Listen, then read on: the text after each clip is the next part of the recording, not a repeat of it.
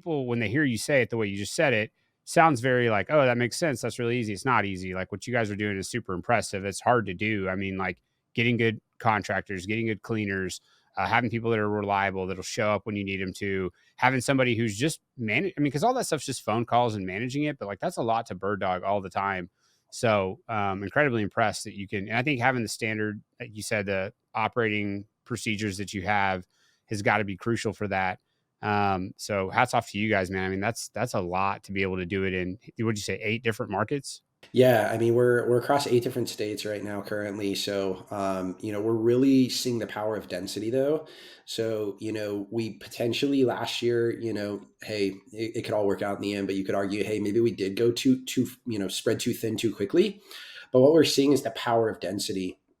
At some point when you own enough in a certain location, you can actually start to bring some of those things in house. So when it comes to outsourcing, say, general maintenance, it might become more affordable to just put somebody on salary. Once you get 15, 20, 25 properties in an area, instead of just 1099 and paying a, $100, $150 service fee plus repair every time, that's going to add up across 25, 30 properties.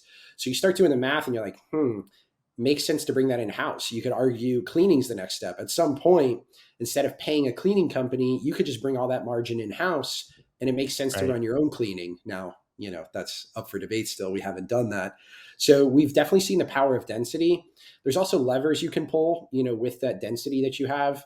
Like for example, we actually renegotiated our kilowatt per hour billing rate on our utilities. So we owned about Nice. 18 different properties in an area. And in this state, there's multiple utility companies. It's not like a monopoly like some states where there is only one provider. So what's really cool is, we were able to call and negotiate and say, hey, based on our bulk rate, we'd love a discount. And, ultimately what we kind of ran the math is it's going to save us about 25, 30,000 a year in utility costs just by renegotiating. So it's just a huge lever to pull. Same thing with cleaning. Obviously we want our cleaners to feel like they're well paid and everything, but we don't feel like we should be paying quote unquote retail rate if we're also handing them 15 properties with guaranteed Right. turnovers, guaranteed cleaning. We're going to say, hey, like we still want you to make enough money that you're happy. However, we want to, trim maybe 5, 10% off because of volume, because of guaranteed business that you're going to get from us. So we've definitely seen the power of density. We're less likely to go into a new market today if we don't see a path to getting 10, 15, 20 units there, inside of say 12 to 15 months.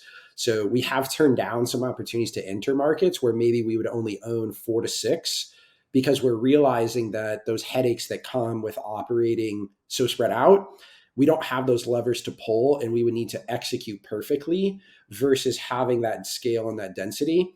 We can start pulling levers to trim operating costs to drive more profit for us and our investors.